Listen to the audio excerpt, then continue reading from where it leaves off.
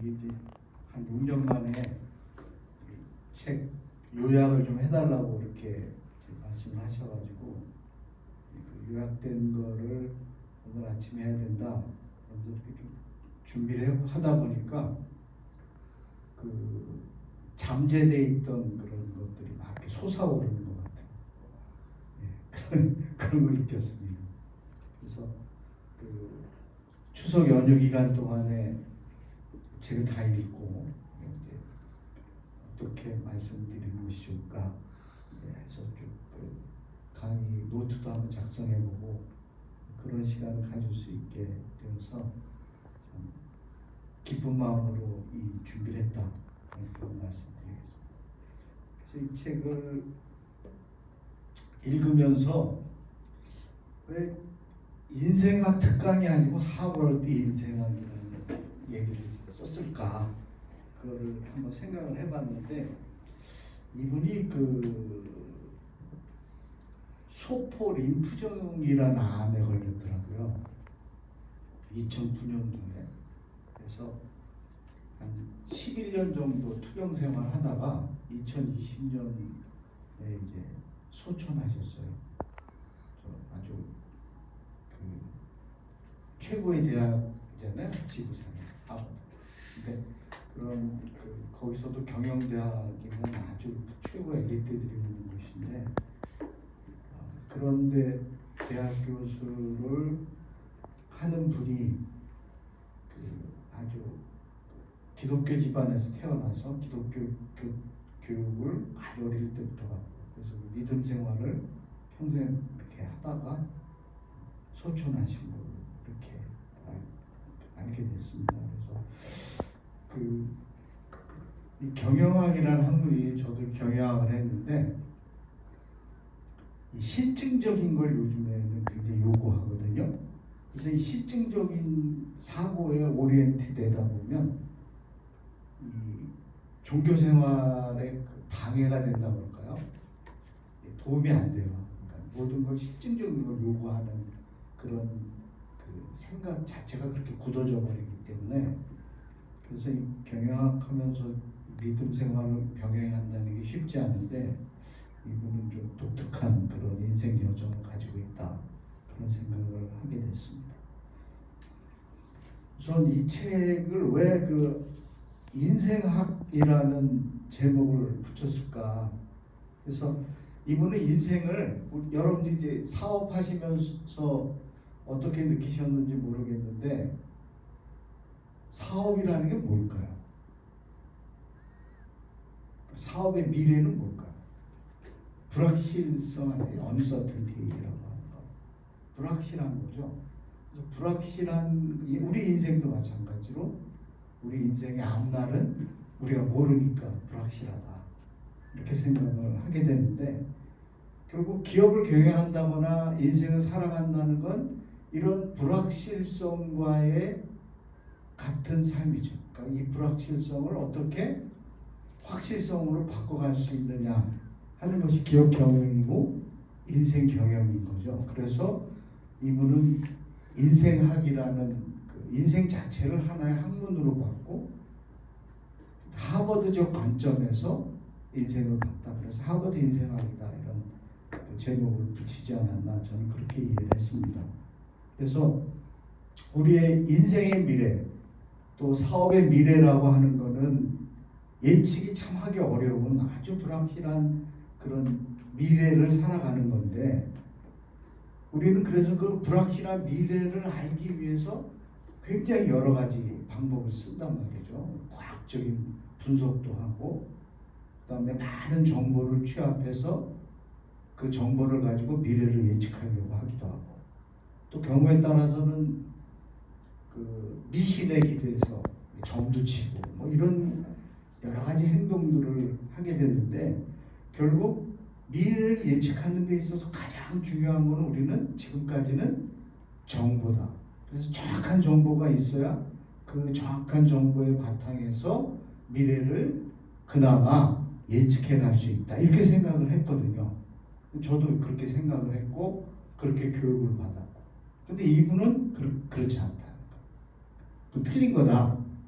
왜냐하면 근데 그 이분의 전제가 이해가 되는 게, 왜냐하면 정보라고 하는 거는 미래의 정보가 아니고 과거의 것들이라는 겁니다. 다 지나간 것들.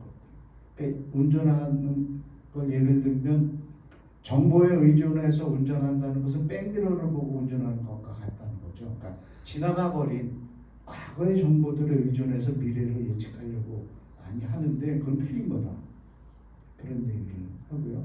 그 다음에 과거의 정보는 어떤 것이 필요하고 어떤 것은 버려야 될지 판단하기 어렵다는 거죠. 그래서 그거는 저도 똑같이 동의할 수 있더라고요. 그러니까 우리가 굉장히 지금 정보의 홍수 속에 살고 있는데 어떤 정보를 가지고 내 인생을, 어떤 정보를 가지고 내가 경영하는 기업의 미래를 예측할 것인가. 정보를 선택하는 것이 굉장히 어렵다.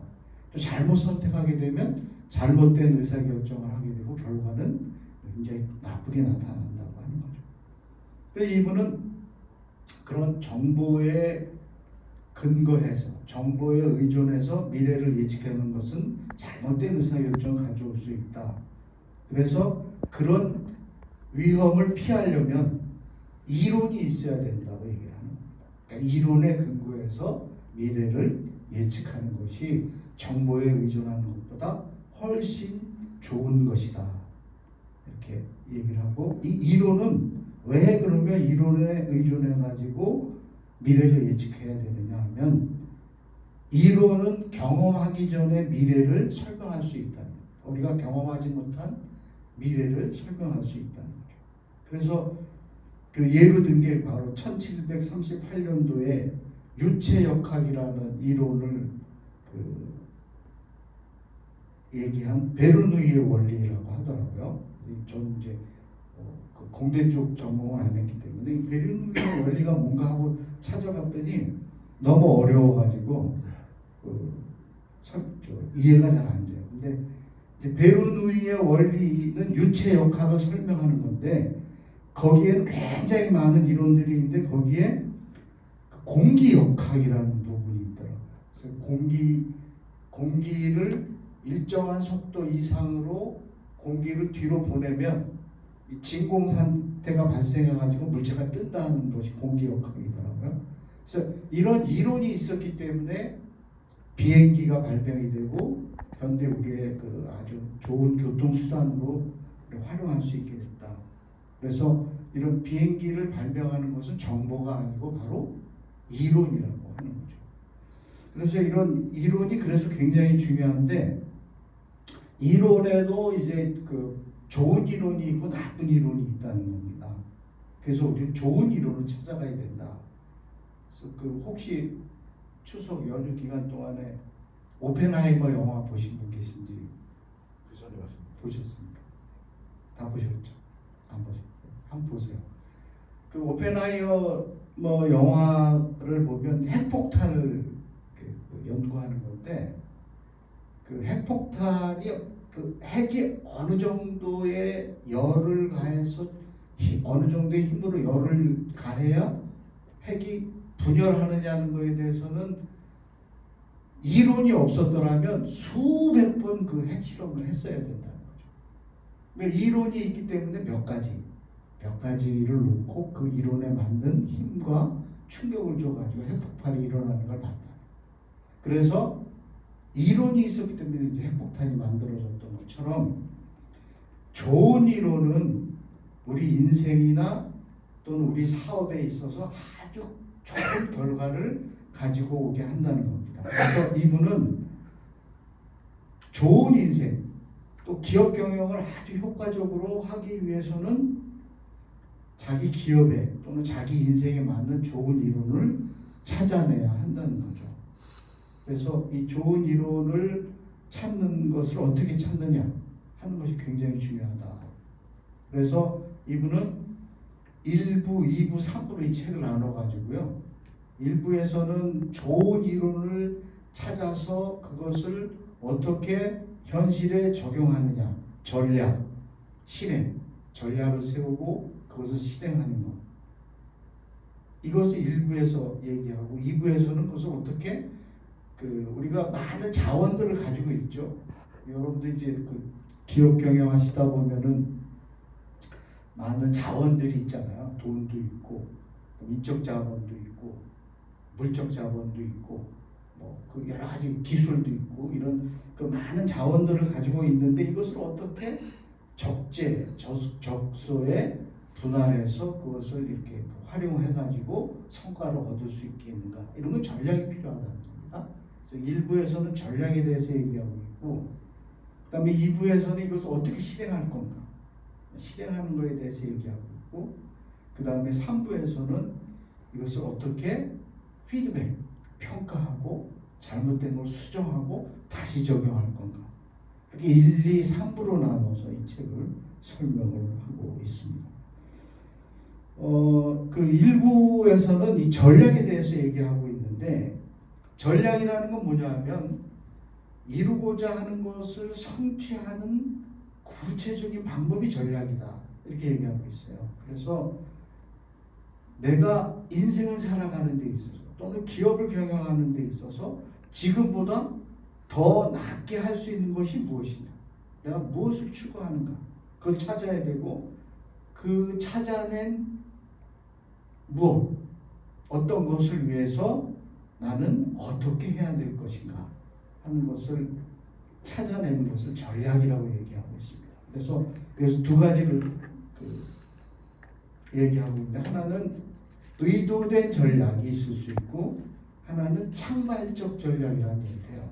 그러니까 의도된 전략이라는 건 우리가 어떤 목표를 세우고 그 목표를 달성하기 위해서 지금 전략을 만드는데, 이런 경우를 위해서 이렇게 해야 되겠다고 하는 것이 의도된 전략이에요. 그런데 우리가 인생을 살아가거나 아니면 기업을 경영하다 보면 의도된 전략대로 되지 않는 경우가 의도된 전략대로 되는 경우보다 훨씬 많죠. 그렇지 않은가요? 일반적으로 그럴 거예요. 그러니까 의도된 전략대로 되지 않을 때, 그 다음에 그 상황이 바뀐 것에 능동적으로 적용해가는 전략이 창발적 전략이라고 하는 겁니다. 그래서 처음에 이분은 인생을 이제 살아갈 때 의도된 전략이, 이분의 인생의 의도된 전략이 뭐냐면 월스트리트저널의 편집인이 되는 거였더라고요. 자기는 월스트리트저널의 편집인이 돼가지고 어렸을 때부터 이제 글쓰기 능력이 있다, 재능이 있다, 이런 칭찬을 많이 듣고 자랐기 때문에 월스트리트저널에 가가지고 많은 주식과 관련되거나 경제와 관련된, 이분이 이제 경제학을 공부했으니까 그런 것들에 대해서 많은 글을 써서 이제 투자하는 사람들이나 기업들에게 이제 많은 도움을 주려고 그렇게 생각을 했는데, 공부를 하다 보니까 또 인생을 살아가다 보니까 월스트리트저널의 편집인이 될 수 있는 의도적 전략대로 안 되더라는 겁니다. 자기가 시험 봤는데 떨어지고, 이래서 이제 창발적 전략으로 한 게 기업을 창업을 했어요. 컨설팅 기업을 창업을 해서 하고, 컨설팅 이제 월스트리트에 있는 많은 투자자들, 또 투자 기업들에게 이렇게 자문을 해주고 하다 보니까 하버드 대학의 어떤 교수가 우리 대학에 와서 한번 경영학 강의를 좀 해주면 좋지 않겠느냐, 그래서 왜 내가 그거 안 하겠냐, 가서 하자. 그래가지고 이제 하버드 대학의 교수가 된 거예요. 그러니까 본인의 의도는 교수가 되려는 게 아니었는데 상황이 바뀌어서 바뀐 상황에 적응하다 보니까 교수가 됐다는 거죠. 그래서 우리는 기업을 경영하거나 또는 인생을 살아가는 데 있어서 의도된 전략이 있는데, 의도된 전략대로 되지 않기 때문에 창발적 전략이라는 걸 항상 생각하고 거기에 적응할 수 있도록 해야 된다. 이게 이제 일부 전략에서 그렇게 설명을 하고 있습니다. 근데 2부에서는 전략이라는 아주 좋은 이론을 가지고 아주 합리적인 전략을 만들었는데, 전략만 있으면 뭐하나요? 이게 실행해야 되잖아요. 그래서 이제 이 실행을 하려면 내가 가지고 있는 시간, 내가 가지고 있는 돈, 재능 이런 것들에 대한 투자가 선행돼야 된다는 거죠. 실행하기 위해서. 근데 이걸 어떻게 이제 그 시간과 돈과 재능을 어떻게 언제 투자할 건가?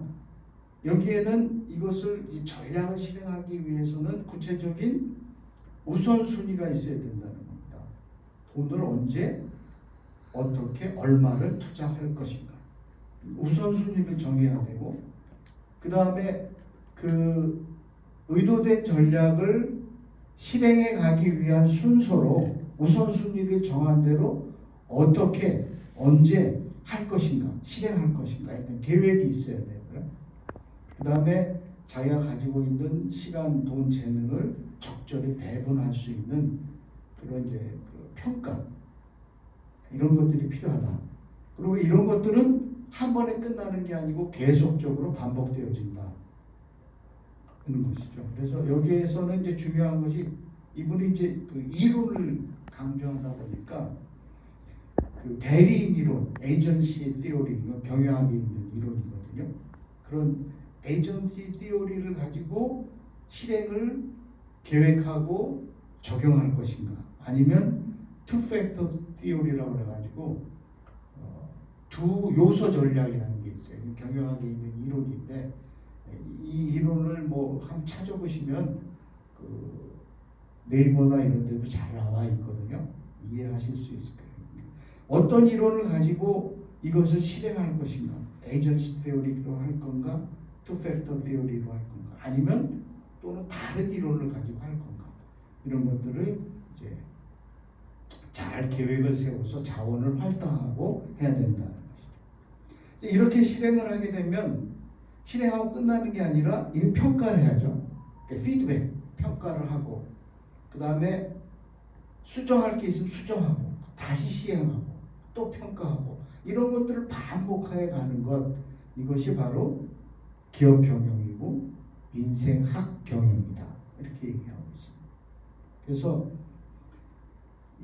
이런 그 전략을 세우고 이것을 실행을 하고 이것을 피드백하는 거 하는 데 있어서 인생에 있어서는 자기 자신이 가장 중요하고 자기 자신의 내면의 그런 생각, 자기 자신의 내면의 어떤 그런 잠재되어 있는 그런 어떤 생각, 사고, 사유 이런 것들이 굉장히 중요하다, 그렇게 얘기하고 있고, 기업 경영에 있어서는 결국은 전략을 세우고 실행을 하고 평가하는 건 다 경영자가 해야 되니까 경영자에게 이것이 가장 중요한 경영자의 역할이다, 이렇게 얘기를 하고 있습니다. 그래서 혹시 그 우리 기업 경영 하시면서 기업의 목적에 대해서 한번 생각해 보신 적이 있으십니까? 기업의 목적에 대해서.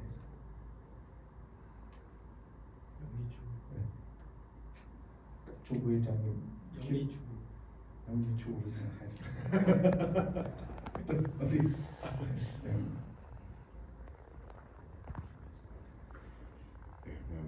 어쨌든 뭐 이익이 없으면 존재할 수 없으니까 존재를 위해서 이익이지. 그렇게 그 우리 경영학에서는 기업 경영의 목적, 기업의 목적을 뭐 여러 가지 얘기해요. Going concern value라고 기업이 계속 가치를 유지해가는 게 굉장히 중요하잖아요. 한번 기업을 창업했는데 1년 만에 망했다, 의미가 없잖아요. 계속 가야죠. 10년, 100년 이렇게 가야죠. 또 하나는 10년, 100년 가는데 그냥 지금의 상태로 10년, 100년 가는 건 의미가 없다. 계속 성장해 가야 된다. 성장. 그때 기업의 목적이거든요. 성장. 기업이 계속 그 가고 성장해 가면 당연히 이익은 늘어나겠죠. 근데 이익을 가지고 뭐 할까요? 자본 이렇게 적립해 가지고 다시 재투자하는 그런 것도 하지만 그 이익을 가지고 기업의 목적을 달성할 수 있는 수단으로 쓴다는 겁니다. 그러니까 기업의 이익은 기업의 목적을 달성하기 위한 수단이다라고 하는 거죠. 근데 가장 마지막에 있어서 기업의 목적은 사회적 책임을 다하는 거다. 그래서 이 사회적 책임이 여러 가지가 있습니다. 유능한 경영자를 이렇게 양성해내야 되고, 그 다음에 기업이 만드는 제품이 그것을 소비하는 소비자들에게 큰 그 효용을 이렇게 줄 수 있어야 되고, 이제 그런 것들을 찾아가는 게 기업의 경영이고 기업의 목적이다 이렇게 얘기를 하는데요. 이 책의 저자인 그 이름이 클레이튼 크리스텐슨이거든요. 근데 이분이 그 52년생인데 2020년도에 돌아가셨어요. 소포 림프종 암이라는 걸 걸려가지고 그 투병 생활하다가 돌아가셨는데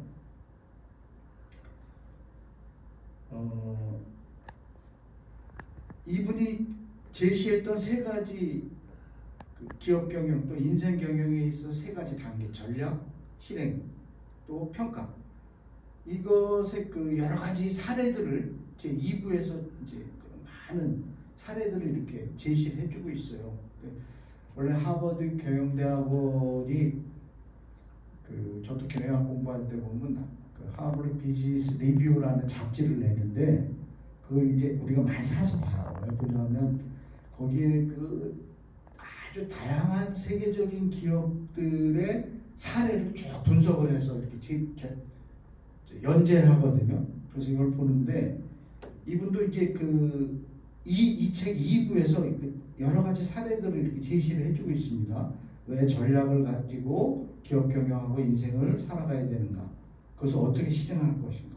또 어떻게 평가하고 수정해 갈 것인가에 대한 것을 여러 가지 케이스를 이렇게 그 설명을 듣는데 제가 이제 여기서 세 가지 케이스를 여기서 뽑아봤습니다. 읽어보신 분들은 뭐 아시겠지만 책에서 얘기한 건데 먼저 이제 혼다 케이스예요.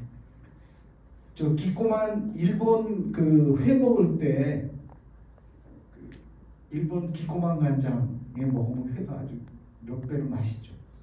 기꼬만 간장이 유명하잖아요. 근데 기꼬만 간장이 일본에서 만들어진 간장인데 이게 이제 미국에 진출할 때 어떻게 진출했는가 하는 거하고, 그 다음에 소니가 미국에 처음에 미국 시장에 들어갈 때 어떻게 들어갔는가, 이런 케이스는 이제 우리가 많이 다뤘거든요. 내가 이제 공부할 때. 근데 이제 혼다 케이스는 이분이 얘기한 처음 이제 제가 봤어요. 근데 일본 기업이 미국에 진출하는 그 전략이나 이런 것들이 다 비슷하더라고요. 그러니까 일본 사람들이 어떤 그 일본 사람의 속성, 일본 사람들의 특성, 개성 이런 것들이 그냥 그대로 기업 경영에 반영이 되어져 가고 있다는 생각이 드는데, 혼다 케이스를 보면서도 이 그 일본 사람들의 그런 그 일본 이건 이 책에 있는 내용은 아닌데 일본이란 나라가 현대의 지금의 일본이 되기 전에 그 다이묘 시대라는 걸 거쳐요. 다이묘 시대는 뭐냐면 굉장히 그 일본이 길잖아요, 나라가. 근데 그 당시에는 그 통신 수단이 뭐 말 타고 이렇게 가는 것밖에 없을 그런 시절에는 이 중앙 정부의 그 권력이 지방에까지 못 미치는 거예요. 너무 나라가 길다 보니까. 그러니까 그 일본이 굉장히 많은 다이묘, 지방 정부죠. 지금으로 말하면 지방 정부를 이렇게 막 나눠져 가지고 끊임없는 서로 이렇게 그 땅 따먹기, 서로 싸우는 거죠. 이런 그 시대를 이제 보내게 되죠. 근데 그 시대가 만들어낸 게 도요토미 히데요시, 그 다음에 도쿠가와 이에야스, 오다 노부나가 이런 사람들 만들어낸 거예요.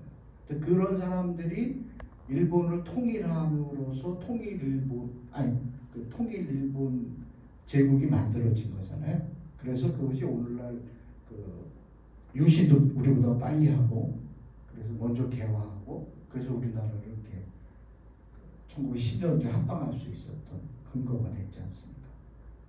중국도 마찬가지죠. 오늘날 중국이 있을 수 있었던 건 중국도 굉장히 많은 나라들로 이렇게 나눠져 있었잖아요. 하은주 세 나라였다가 그 다음에 16개국으로 그게 쪼개지고. 그래서 이것을 통일한 게 진시황이 아닙니까? 진시황. 진시황이 없었더라면 지금 중국은 한 16개 나라로 이렇게 쪼개져 가지고 인류 역사에 이렇게 인류 역사에 해가 되는 일을 하지 않을 텐데 진시황 같은 사람이 참 왜 그 당시에 태어나게 했는지 하나님이 좀 진시황 같은 사람 안 만들었으면 중국도 쪼개져 가지고 우리도 좀 편히 살 텐데 그런 생각 제가 가끔 하거든요. 그러니까 진시황이 중국을 만들고 통일 중국을 만들어서 그 통일된 중국을 통치해 가려면 가장 필요한 게 통일된 규칙 아닙니까? 진시황이 법도 만들고 그 다음에 계량화를 했어요. 그러니까 길이 잴 수 있게 이 규격을 통일화한 거죠. 그 다음에 주산 숫자를 통일화 이런 것들 해가지고 중국이 발전했단 말이죠. 그래서 그런 것처럼 일본도 그 다이묘 시대를 거치면서 이제 통일 일본이 만들어지면서 현대 국가로 도약할 수 있는 계기가 만들어진 거거든요. 근데 이런 일본이 그렇게 할 수 있었던 게 바로 일본 사람들의 그런 독특한 속성 그런 것 때문에 그렇죠. 근데 일본 사람들의 속성이라는 게 뭐냐면 그 다이묘 시대에 어떤 A 다이묘가 B 다이묘를 정복하면은 B 다이묘의 수장이 할복하잖아요. 자기가 스스로 죽어버리고 그러면 B 다이묘에 속해 있던 모든 시민들은 다 정복자에게 다 그냥 복속하고 충성하는 이게 이제 일본 문화적 특성이잖아요. 그래서 도요토미 히데요시가 15만 명을 우리나라에 보냈을 때 딱 선조만 잡으면 한반도는 우리 거 된다. 일본식으로 수장만 목 치면 아니 자기가 자살하면 이제 그 나라를 통째로 놓을 수 있고 거기 속해 있는 사람들은 다 우리에게 충성할 거다. 그리고 이제 보냈는데 선조만 잡으면 끝난다 그랬는데 선조는 도망갔으면 끝날 줄 알았는데 각지에 뭐예요? 의병이 일어나가지고 도대체 한국 사람들이 이해할 수가 없다. 왕이 끝나면 끝난 건데 왕이 끝나도 끝난 게 아니다. 그렇게 했다는 거죠. 그런 것처럼 일본 기업이 미국에 진출할 때 그런 전략을 쓰는 거예요. 다이묘가 정보를 하고 이런 거죠. 혼다의 경우가 그렇게 했더라고요. 처음에 미국 시장을 이렇게 대다수 미국 시장의 오토바이 시장은 할리 데이비슨 다 점거를 하고 있어요. 큰 오토바이.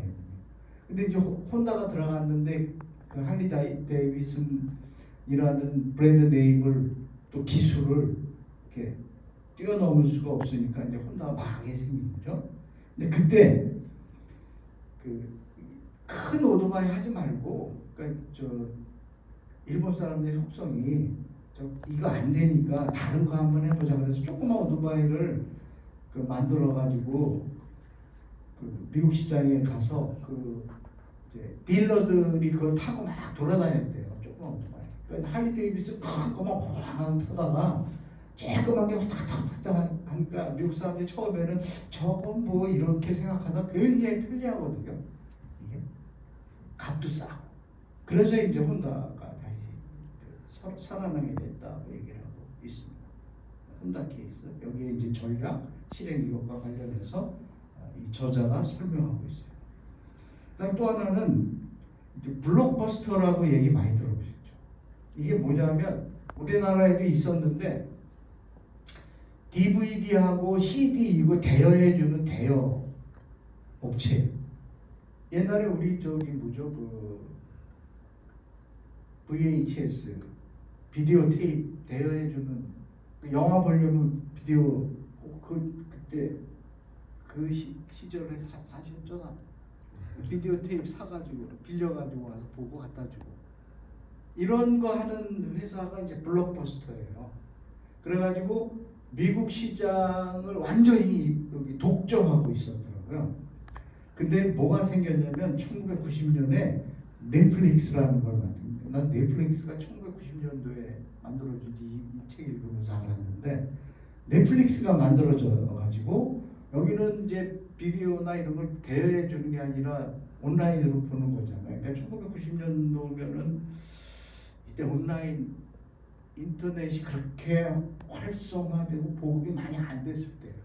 그러니까 블록버스터 입장에서는 전 쬐끔한 게 뭐 되지도 않는 몇몇 사람만, 그러니까 인터넷 사용자가 몇 명이 안 됐으니까 그럼 10%도 미국이 한 9% 정도 됐다고 그러더라고요. 1990년대 인터넷 사용자 9%밖에 안 되는 조그만 시장에 우리가 뭐 그거 신경 쓸 것도 없다 그랬는데 넷플릭스는 뭘 강구한 거예요? 이 인터넷이 일반화될 것이고 휴대폰이라는 조그만 기계를 통해서 누구나 휴대폰을 소유하게 되고 누구나 그것을 통해서 인터넷을 할 세상이 올 거라는 것을 예측하지 못한 넷플릭스 블록버스터는 좋은 이론이 없었던 거죠. 넷플릭스는 이제 처음엔 9%의 시장 마켓쉐어밖에 안 되는 거기에 들어가서 했는데 이게 이제 일반화되다 보니까 넷플릭스만 다 보는 거죠. 편하니까요. 영화 보기 위해서 극장 갈 필요도 없고 테이프 빌리로 뭐 상점까지 왔다 갔다 할 수고도 필요 없고 그냥 언제 어디서나 시공간에 제약 없이 볼 수 있다. 그러니까 전부 넷플릭스로 간 거죠. 소비자들. 블록버스터의 소비자들. 그래서 2010년도에 블록버스터가 파산하게 돼요. 이렇게 그 이론이 중요하다 하는 것을 예를 들어 설명하고 있고요.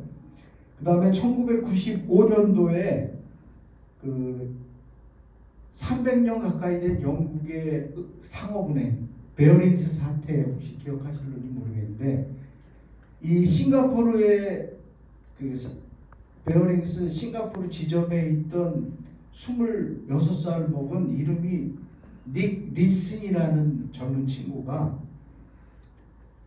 베어링스의 자산을 가지고 투자를 합니다. 투자를 하는데 이 친구가 그 투자 자산에는 뭐 주식도 있고 부동산도 있고 여러 가지가 있는데 이 파생 상품이라는 게 있어요. 선물 거래, 그러니까 미래 가치를 사고 파는 거. 이런 파생 상품 거래를 26세인 닉 리슨이 혼자 합니다. 그래가지고 그 베어링스 자산의 투자 금액의 거의 100%를 한 상품에 그 올인해요. 잘 됐으면 이제 엄청난 돈을 버는 건데 우리가 의도된 전략대로 인생이 되지 않잖아요. 기업 경영도 마찬가지고. 거기서 이게 이제 그 실패를 해가지고 베어링스 260년인가 된 베어링스 회사가 26세의 닉 리슨이라는 그 트레이더의 잘못된 투자에 의해 가지고 망해버려요. 그래서 이제 이 닉 리슨은 베팅 손실을 감추기 위해서 회계 조작하고 위조하고 하다가 결국 이제 오래 못 가죠. 이게 밝혀져 가지고 이 베어링스가 ING 생명에 1파운드에 팔립니다. 이 300년 가까이 된 그 상업은행이 1파운드에 팔려요. 그리고 1200명이 일자리를 전부 해고당해 상실하게 돼요. 본인은 근데 나는 평생 감옥에 가서 썩을 줄 알았더니 6년 싱가포르 감옥에서 6년밖에 안 살았더라고. 그리고 이제 당연히 이제 결혼 생활 파탄 나고 뭐 자기 인생도 뭐 파탄 났겠죠. 그래서 이제 베어링스 사태 이런 걸 통해서 평가라고 하는 게 얼마나 중요하냐, 또 실행이라고 하는 게 얼마나 중요하냐 하는 것을 이제 설명을 하고 있습니다. 그래서 이런 실행과 평가를 할 때 고려해야 될 여러 가지 그 중요한 비용들이 있는데 이 책 236페이지에 이제 설명하고 있어요. 매몰 비용이라는 게 있고 고정 비용이라는 게 있고 한계 비용이라는 게 있고 한계 수익이라는 게 있다. 근데 우리 경영자들이 의사결정을 할 때 이런 비용을 굉장히 중요시하죠. 그렇죠. 그런데 그 중에서도 한계 비용과 한계 수익을 굉장히 중요시한다는 겁니다. 한계 비용과 한계 비용은 뭐냐면 물건 하나 만들 때 들어가는 비용, 한계 수익은 물건 하나가 낼 수 있는 수익, 이런 것들을 굉장히 중요하게 생각한다. 그런데 이것은 사고를 한계적 사고에 이렇게 묶어놓는 그런 위험이 있다는 겁니다. 그래서 이런 비용을 고려할 때 한계적 사고의 위험으로부터 벗어난 의사결정을 할 수 있어야 된다. 이건 아주 기업 경영하는 분들한테 아주 중요한 얘기를 이미 하고 있는 것 같아요. 그래서 여러분들도 기업 경영하실 때 그 한계적 사고에 이렇게 매몰돼 가지고 혹시 의사결정을 잘못할 수도 있다. 그러니까 처음에 물건 만들어서 수익이 안 날 수도 있지만 이 시장에 그 가능성이 충분하다면 만들 수 있는 거죠. 한계 수익, 한계 비용을 계산해 보니까 이것은 그 비용 측면에서는 시장성이 없는데 그 미래 가치를 보니까 이건 충분히 할 만한 사업적 가치가 있다. 이렇게 평가할 수도 있는 건데 한계적 사고에 이렇게 매몰되다 보면 그런 판단을 할 수 없게 된다. 이렇게 얘기를 하고 있습니다. 이분은 처음에 말씀드렸던 대로 기독교 가정에서 기독교 교육을 받고 자랐습니다. 그러니까 우리 말로 하면 이제 모태신앙이죠. 모태신앙을 가지고 있어서 이분이 한 학문 자체가 신앙에 이렇게 도움이 될 만한 그런 건 아닌데도 불구하고 이제 신앙을 항상 신앙과 함께 이렇게 살아왔던 분이에요. 이분은 어떤 얘기를 하냐면 약속이라는 것은 100% 지키는 게 쉬울까요? 98% 지키는 게 쉬울까요? 한 2%는 못 지킬 수도 있는. 어떻게 생각하십니까? 이 회장님 어떻게 생각하세요? 100% 지키기 어려운 거죠. 더 쉽다? 어렵다. 근데 이분은 반대로 얘기해요. 약속은 100% 지키는 건 쉬운데 100% 지키기가 98% 지키는 것보다 쉽다는 겁니다. 그러니까 한 번 약속을 어떤 경우에 한 번 약속을 어기면 그 다음에도 어기기 쉽다는 거예요. 근데 한 번도 안 어기면서 약속을 지켜갈 가능성이 높다는 겁니다. 그래서 저는 이 말에 공감이 되더라고요. 그래서 약속은 뭐 99% 지키는 것이 아니라 100% 지켜야 된다. 그래서 조금 일찍 이 책을 읽었더라면, 내가 한 20대쯤 읽었더라면 약속을 100% 지키려고 살아왔을 텐데 이제 뭐 지금은 약속도 별로 할 것도 없고, 그래서 앞으로는 이제 100% 약속을 지켜야 되겠다, 그런 생각을 했습니다. 그 다음에 기업 경영을 하거나 또는 우리가 인생을 살아가는 데 있어서 스티브 잡스가 나하고 동갑이거든요. 근데 이 사람 벌써 죽은 지가 20년 가까이 되었잖아요. 60 안 돼서 죽었을 거예요. 췌장암을 죽었잖아요. 근데 이 스티브 잡스가 뭐라 그러냐면, 스티브 잡스가 왜 췌장암에 걸렸는지는 아시죠? 그분이 애플이라는 걸 자기 집 주차장, 자기 집 차고에서 애플이 처음에 만든 게 그거 아니에요. 포터블 컴퓨터는 IBM처럼 큰 건 줄 알았는데 이거 조그맣게 만들어가지고 IBM 큰 컴퓨터처럼 역할할 수 있게 휴대용 PC라는 퍼스널 컴퓨터라는 걸 만든 사람이죠. 그래가지고 애플을 만들었는데 중간에 성과가 별로 안 좋아가지고 쫓겨나요. 자기가 만든 회사에 쫓겨난다. 그러니까 얼마나 상실감이 컸겠습니까? 그래서 이분이 암에 걸린 것 같아요. 내 생각에는. 상실감이 크고 우울증이 오고 그래가지고. 근데 다시 복귀해가지고 천재죠. 복구해가지고 왜 이걸 PC에다가만 정보를 가두느냐. 이걸 아주 조그만 전화도 쓸 수 있고 인터넷도 할 수 있는 조그만 핸드폰, 셀로폰이라는 거죠. 이걸 만들면 되지 않느냐는 사고의 전환을 가지고 지금 21세기 혁명을 만들어낸 거잖아요. 세계 어디에 가나 누구나 다 조그만 전화기 하나만 있으면 뭐 송국도 하고 물건도 사고 통화도 하고 뭐 의사 전달도 하고 메시지 전화 다 할 수 있는 이런 세상, 그 천재가 만들어낸 세상이죠. 그래서 이분이 얘기한 게 뭐냐면 자신을 사랑하라.